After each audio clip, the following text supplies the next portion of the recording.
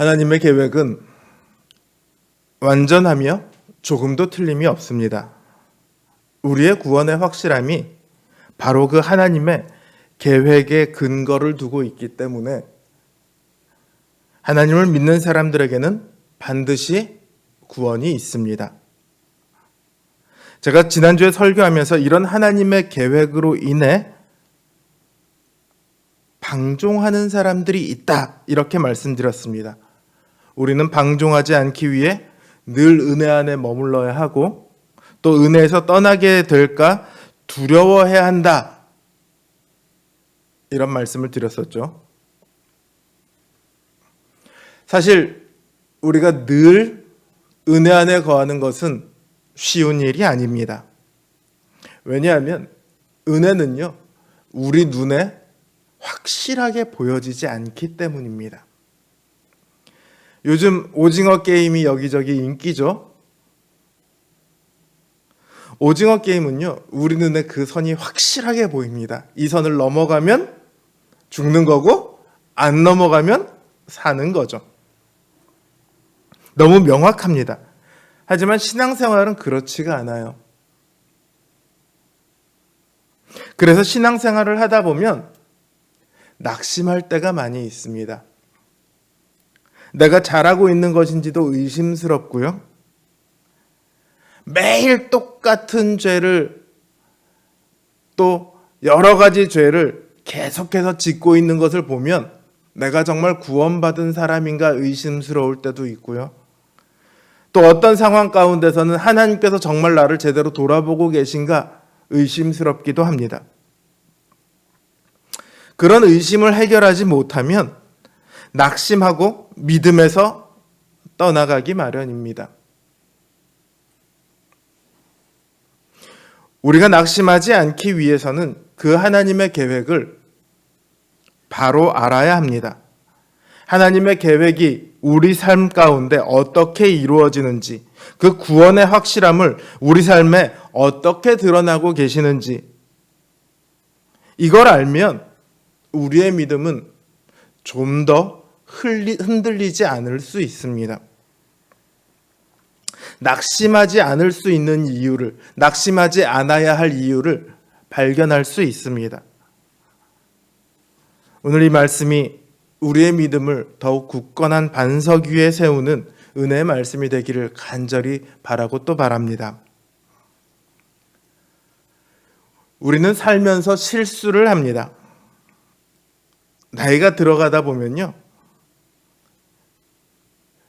나이가 들어갈수록 점점 옛날 생각들이 더 많이 떠오르곤 해요. 그런데 그 중에 상당수가 제가 실수했던 그런 장면들입니다.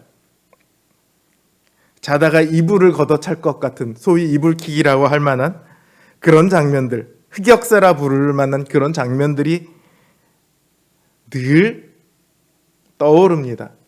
젊어서는 앞일을 생각하느라고 과거를 돌아볼 시간이 별로 없었는데 나이를 먹어가면서 점점 과거로만 자꾸 생각이 돌아가는 것 같아요.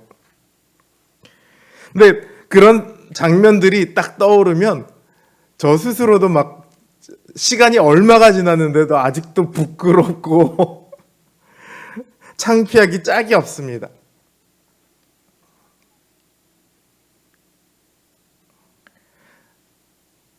하긴 그런 지금 생각해도 부끄러울 만한 상황인 거니까 아직도 생각이 나는 거겠죠?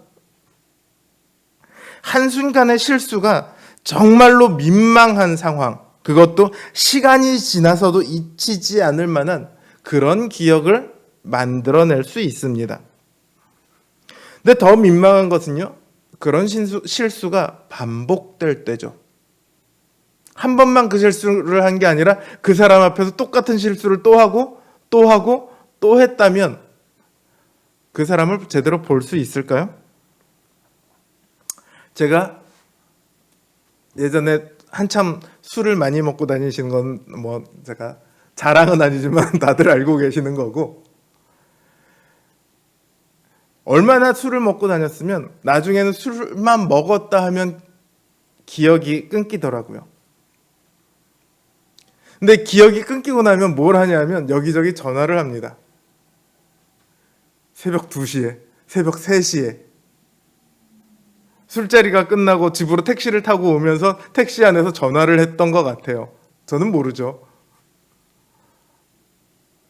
아침이 되면 이렇게 딱 열어보면, 전화기를 열어보면 통화 목록이 쭉 나오는데 통화한 사람들 목록이 있습니다.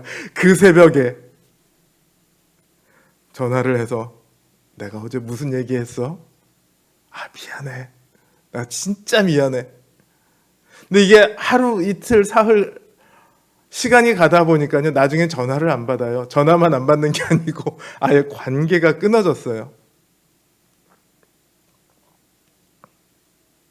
반복된 실수가 관계를 완전히 관계가 깨지도록 그렇게 만든 거죠. 한 번의 실수는 사람들이 용납할 수 있지만 반복된 실수를 계속해서 받아주지는 않더라고요. 우리는 이런 반복된 실수를 사람에게만 하지는 않습니다. 우리는 하나님에게도 늘 반복된 실수를 합니다. 사실 실수라고 하기도 좀 그렇죠. 죄라는 것은 실수하는 성격이 분명히 다르거든요. 우리는 반복적으로 죄를 짓습니다. 근데 우리가 짓는 죄를요, 가만히 한번 생각해 보세요.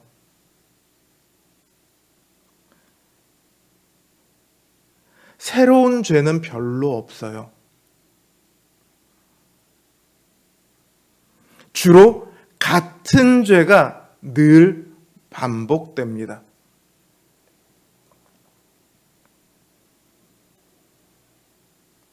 매번 똑같은 죄를 짓다 보면요, 나중에 가면 회개하는 것도 참 스스로 이상하게 여겨져요. 회개해도 또 그 죄를 지을 것 같아서 회개할 필요도 없을 것 같은 그런 상황에 이르게 되죠. 벼룩도 낯짝이 있다는데 매번 이러면서 또 회개해도 되나 싶은 생각이 들어요. 이게 지속이 되다 보면 나중에는 어떤 생각까지 가냐면, 나를 왜 계속 이렇게 똑같은 죄를 짓도록 하나님께서는 만드셨을까 하고 하나님에게 그 원망의 화살이 돌아갑니다.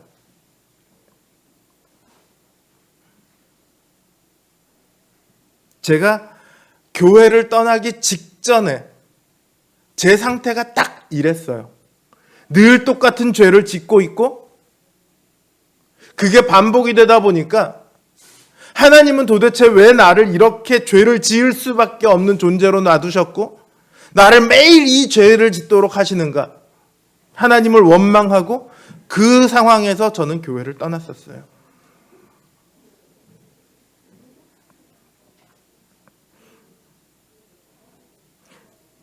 이게 바로 낙심하는 겁니다.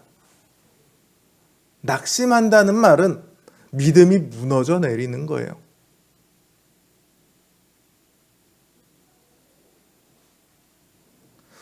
여러분, 낙심을 이기는 제일 쉬운 길이 뭔지 아세요? 믿음을 포기하는 겁니다. 까짓것 죄 짓지 뭐.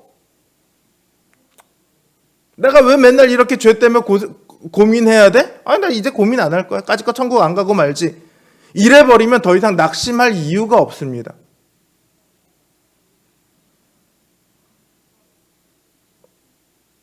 그런데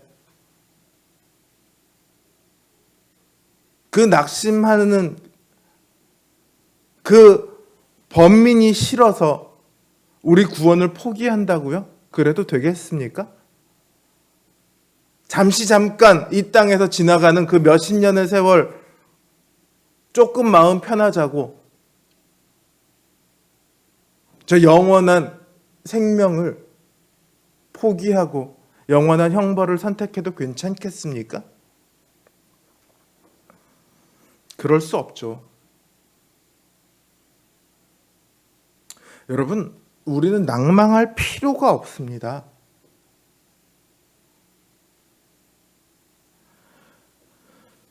왜냐하면 우리에게는 우리 주 예수 그리스도가 계시거든요. 우리는 늘 예수 그리스도를 기억해야 합니다. 예수 그리스도가 바로 나의 구주이시다. 이게 바로 우리 신앙 고백의 핵심 아닙니까? 예수님이 나를 구원하셨다. 우리의 믿음을 단 한마디로 얘기하면 바로 이거라고요. 우리 주님이 지금 늘 죄를 짓고 있고 때로는 어려운 상황 속에서 하나님을 의심하고 있는 이런 우리의 모습을 보면 뭐라고 하실까요? 제가 어렸을 때 주일학교를 다니면서 배웠던 그 어린이 찬양이 있습니다. 예배 시간에 떠드는 아이 예수님이 보시면 뭐라 하실까? 그러면서 뒤에 어떻게 되죠? 아니 안 돼요. 예수님이 화내실 거야. 뭐 이제 이렇게 가죠? 왜 이런 찬양을 만들었는지 이해는 가지만요. 정말로 주님이 화내실까요?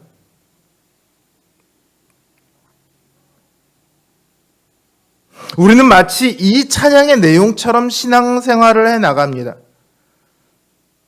그러니까 나 같은 놈은 주님 앞에 나갈 자격이 없어. 이런 자책감이 남기 딱 좋습니다.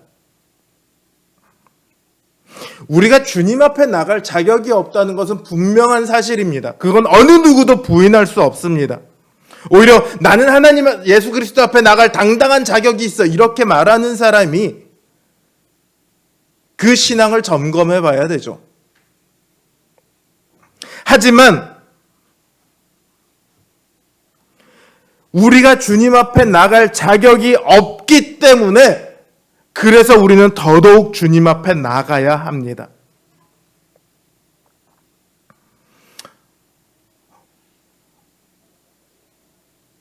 오늘 본문을 보면 주님께서 죄인들의 자기에게 거역한 일을 참으셨다 이렇게 말하고 있습니다.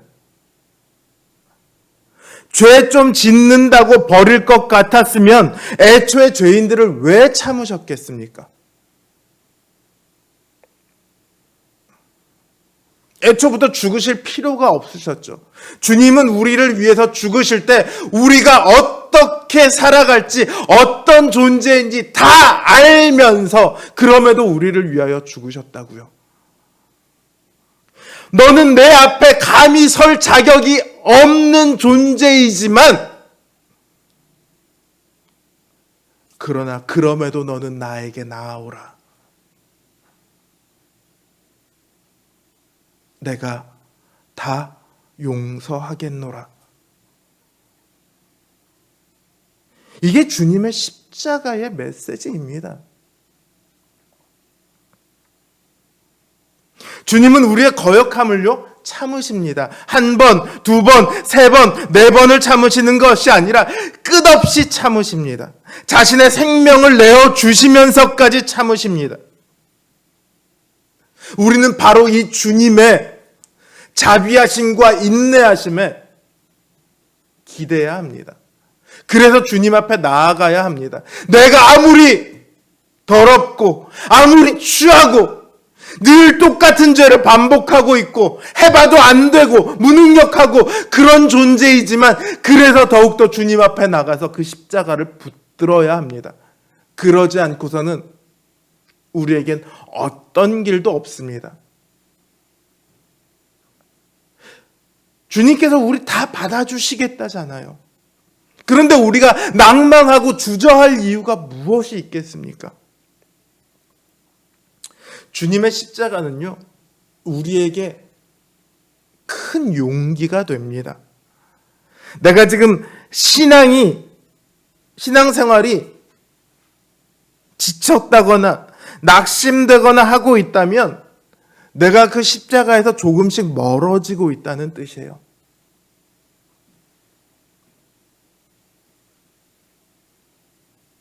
십자가는 우리가 아무리 큰 죄인이라도 또 아무리 무능해서 죄의 습관에서 벗어나지 못한다고 해도 우리를 버리지 않으시겠다는 주님의 약속입니다. 그 무능력까지 책임지시겠다는 사랑의 증거입니다. 우리의 모든 힘은 그 십자가에 있습니다.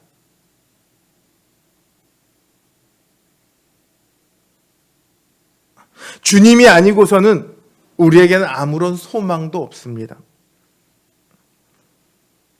주님이 아니고서는 우리는 한시도 하나님의 백성으로 서 있을 수 없습니다.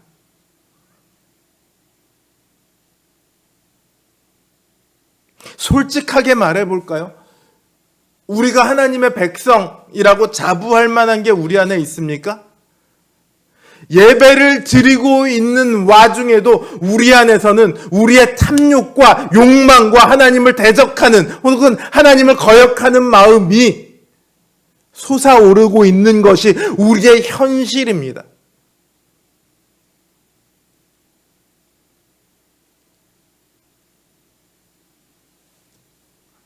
그런 우리가 하나님의 백성으로서의 자격이 있다고요?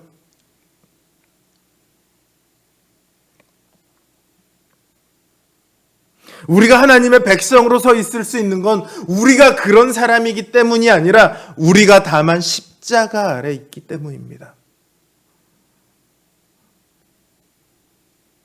그러니 우리는 더욱더 힘을 내서 예수 그리스도 앞에 나아가야 합니다. 주님의 십자가를 붙들어야 합니다.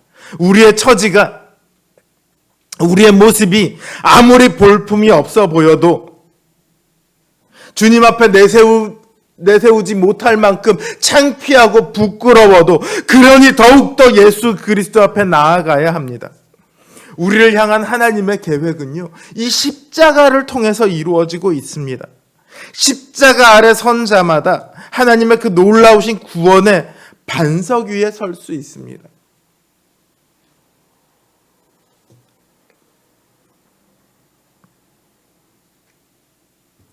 하나님께서는요, 우리의 모든 죄를 용서하십니다. 그러나 동시에요, 그 죄를 또한 징계하십니다. 우리 죄를 용서하시던 하나님이 갑자기 죄에 대한 대가로 징계를 내리십니다. 제가 아까 실수에도 분명히 대가가 따른다고 말씀을 드렸잖아요.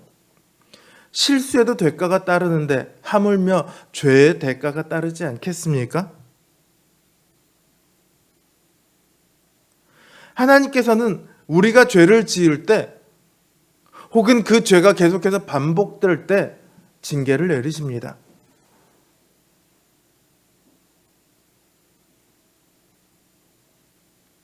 그렇다고 해서 징계를 받는다고 해서 하나님이 나를 버리셨나 이런 생각을 가질 필요는 없어요. 예수님을 믿으면 모든 죄가 용서받는다고 해서 믿었는데 죄를 지었더니 징계하시거든요, 오히려.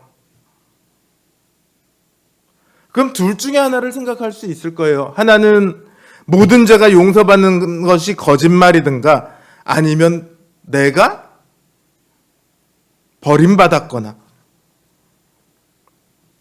둘 중에 하나를 생각할 수 있겠죠? 하지만 그런 생각은 그 자체로 틀렸습니다.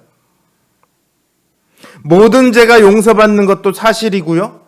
징계를 받는다고 해서 내가 버림받은 것도 아닙니다. 오히려 징계를 받는다는 것이야말로 하나님께서 우리를 그 구원의 계획 아래 여전히 두시고 있다는 강력한 증거입니다. 물론 징계가 그 당시에는 기쁘지 않죠. 제가 하나님을 떠나서 한참 신나게 사업도 하고 매일 술도 먹고 그러고 있었을 때 제 자신은 즐거웠어요. 솔직히 말하면 그 당시 제 자신은 아주 즐겁게 시간을 보내고 있었어요.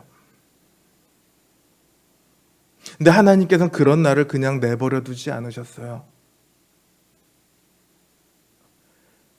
그리고는 저에게를 징계하셨죠. 그 당시에는 그게 징계인지 몰랐습니다. 그저 아프기만 했습니다. 얼마나 아프냐면 매일매일 죽고 싶을 만큼 아팠습니다.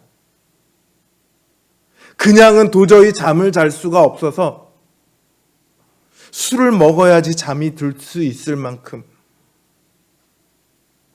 무언가에 몰두하고 있어야만 잠을 잘 수 있을 만큼 그런 시간을 보냈습니다.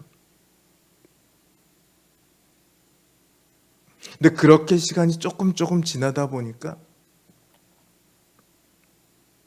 이전에는 내 인생 내가 마음대로 할 수 있을 것 같았던 그 생각들이 점점 깨어져 나가더라고요. 그러면서 제 안에 뭐가 되살아나냐면 하나님에 대한 기억이 점점 되살아나기 시작했습니다.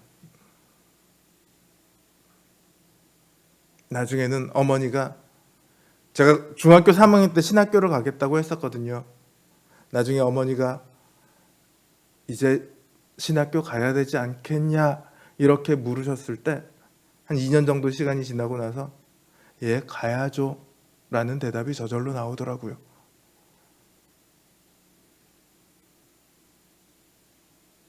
하나님께서 그때 나를 붙들어 주셨기 때문에 제가 오늘 여기 있는 겁니다. 단순히 목사로서 강단에 있다는 얘기가 아니고 하나님의 백성의 자리에 서 있을 수 있습니다. 그때는 제가 너무도 아팠습니다. 그런데 제가 신학교에 딱 입학을 하기로 결정이 났을 때쯤에요.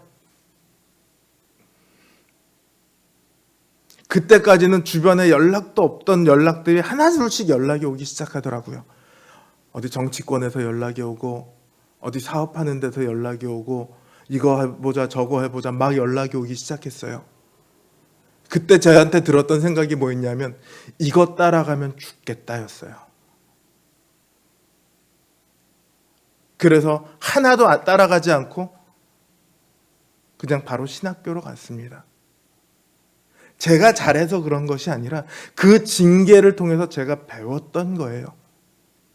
그때는 그렇게 아팠는데 그 징계가 결국은 나를 하나님이 원하셨던 길로, 제가 가야 할 길로 그렇게 인도를 했던 것이죠.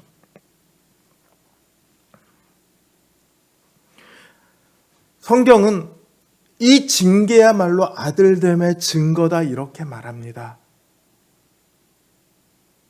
탈무드에 보면 이런 이야기가 나옵니다. 한 도둑이 있어요. 이 도둑이 도둑질을 하다가 잡혔어요. 재판을 받는데 재판장에게 어머니하고 가까이서 이야기를 하고 싶다고 그래요. 어머니가 가까이 왔습니다. 이 도둑이 어머니를 꽉 깨물어 버렸어요. 주변 사람들이 다 깜짝 놀랐죠. 재판장이 화가 나서 묻습니다. 넌 도대체 왜 엄마를 깨물었냐? 이 도둑이 말합니다. 내가 어렸을 때 아주 작은 것을 훔쳤을 때 어머니가 나를 엄하게 꾸짖었더라면 내가 오늘 여기에 있었겠습니까? 어머니는 내가 그때 무엇을 훔치더라도 잘했다고 칭찬을 할 뿐이었습니다. 그 어머니의 칭찬이 나를 죽였습니다.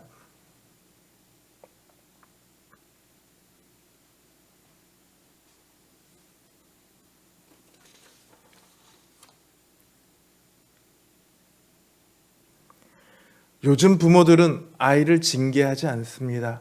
오히려 그 아이가 잘못했음에도 아이의 편에서 아이는 감싸주고 오히려 아이에게 뭐라고 하는 사람들에게 오히려 화를 냅니다. 학교 폭력이 일어나고 나서 그 부모들이 소환돼서 와서 보면 적반하장인 부모들이 그렇게 많다고 그럽니다. 하긴 그렇기 때문에, 그런 부모 밑에서 자랐기 때문에 그렇게 학교 폭력을 쉽게 휘두르는 것이겠죠. 하지만 그건 사랑이 아닙니다. 아이들을 망친 것일 뿐입니다. 아이와 싸우기 싫어서, 아이에게 미움을 받기 싫어서 아이들을 그냥 내팽개쳐 둔 것일 뿐입니다. 사랑한다면 그 아이들을 바르게 키워야죠. 사랑받을 수 있는, 어디 가서도 사랑받을 수 있는 그런 존재로 키워야죠. 우리가 죄를 지으면 하나님께서는 분명히 우리를 용서하십니다. 하지만 동시에 우리를 징계하십니다. 우리가 잘못을 깨닫도록 하시기 위해서입니다. 우리가 바른 길로 가기를 원하셔서입니다. 우리가 아들이기 때문에, 아들이 아니면 굳이 우리에게 징계를 하실 이유가 없으세요. 아들이기 때문에 징계를 하시는 겁니다. 이 징계를 통해서 우리가 하나님의 그 구원의 계획에서 벗어나지 않을 수 있는 겁니다. 그러니 하나님의 징계를 가볍게 여겨서는 안 됩니다. 혹은 두려워하거나 미워해서도 안 됩니다. 여러분, 징계가 왔는데 이게 징계라는 걸 못 깨달으면 어떻게 될까요? 다음에 더 큰 징계가 옵니다. 그걸로 못 깨달아? 그럼 더 세게 때려야죠. 징계는요, 우리 눈에 뚜렷하게 드러나 보일 때도 있지만 그렇지 않을 때도 있습니다. 하나님의 징계는 여러 가지 방식으로 나타나거든요. 그래서 이게 징계인가 아닌가 잘 모를 때도 언제든지 있어요. 어떤 징계는 외부를 통해서 나타납니다. 사고가 일어난다든가, 누군가가 내게 해를 입힌다거나, 돈을 잃어버린다거나, 헛소문을 퍼뜨린다거나, 여러 가지 등등의 그런 징계가 있을 수 있습니다. 또 어떤 징계는 우리 내부를 통해서 나타날 때도 있습니다. 우리 양심이 우리를 가만 내버려 두지 않죠. 마음이 불편해서 견딜 수가 없습니다. 이런 것도 다 징계입니다. 우리는 그런 외부의 사건이나 우리 내부의 양심의 소리도 결코 가볍게 여기서는 안 됩니다. 우리가 그것을 가볍게 여긴다면 우리는 단순히 징계를 거부하는 것이 아니라 하나님의 계획에서 벗어나게 될지도 모릅니다.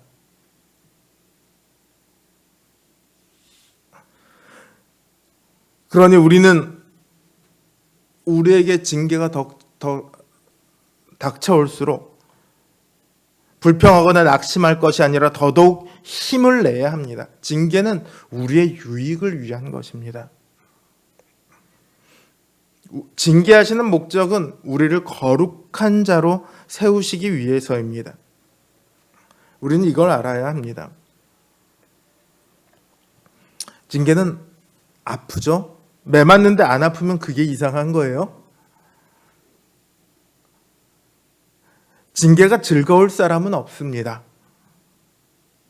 하지만 그 징계의 결과는 우리의 유익으로 돌아옵니다. 우리가 발버둥 쳐도 안 되던 일들이 징계를 거치면서 되어갑니다. 제가 아까 말했듯이 이전에는 조금의 유혹만 있어도 흔들렸는데 한번 그렇게 죽음의 눈앞에서 내가 죽을까 말까를 생각했던 그 시간이 지나고 나서는 웬만한 유혹에는 잘 흔들리지 않게 되더라고요. 물론 여전히 유혹이 오면 마음속에서는 요동치는 것이 있지만 적어도 결정은 그 유혹을 따르지 않는 형태로 나타나더라고요. 여러분, 팽이치기 해본 적이 있으세요? 팽이도 두 종류가 있어요. 그냥 끈으로 이렇게 해서 씩 돌리고 끝나는 팽이가 있고, 팽이채로 해서 이렇게 계속 때려야 되는 팽이가 있는데, 저는 어렸을 때 겨울만 되면 이 팽이채로 이렇게 쳐가지고 돌리는 팽이를 가지고 친구들이랑 막 팽이 싸움도 하고 막 그랬었어요. 근데 이 팽이가 한 번 돌려놓으면 끝이 나는 게 아니에요. 돌리고 힘을 얻어야 돼요. 그래야지 다른 팽이랑 부딪혀도 계속 돌아갈 수 있어요.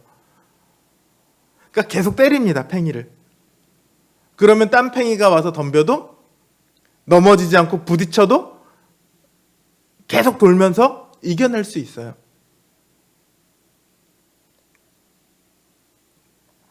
우리도 꼭 그렇습니다.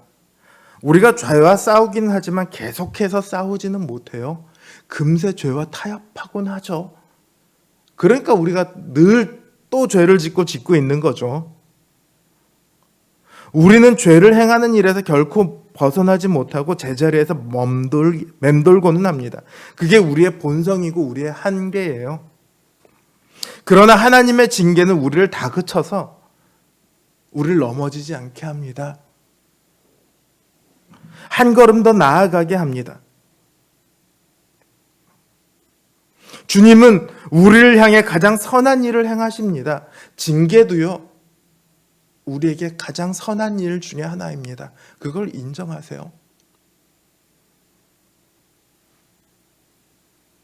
그냥 말로 하시죠. 말로 해서 될 것 같으면 왜 징계가 필요하겠습니까? 말로 해서 안 될 것 같으니까 징계가 필요하죠.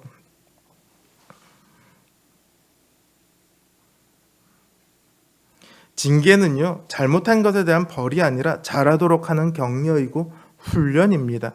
우리를 거룩게 이르게 하는 도구이죠. 하나님께서는 예수 그리스도를 통해 우리를 부르셨습니다. 우리를 그 놀라우신 구원의 계획 가운데 초대하셨습니다. 그 길이 때로 힘들기도 하고 때로 낙심이 될 때도 있지만 하나님께서는 우리를 그냥 버려두지 않으십니다. 우리를 그 계획의 끝까지 어떻게든지 이끌고 가십니다. 그러니까 여러분, 이 믿음의 길에 낙심하지 마십시오. 때로 지치더라도, 때로 내 모습이 너무 꼴보기 싫더라도 포기하지 마십시오. 우리 주님이 우리를 포기하지 않으셨습니다. 더욱 주님 앞에 나아가십시오. 그 주님을 의지하여 힘있게 믿음의 길을 걸어가십시오. 그 길 가운데, 그 걸음걸음 가운데 주님의 은혜와 하나님의 선하신 인도하심이 날마다 함께 하시길 주님의 이름으로 기원합니다.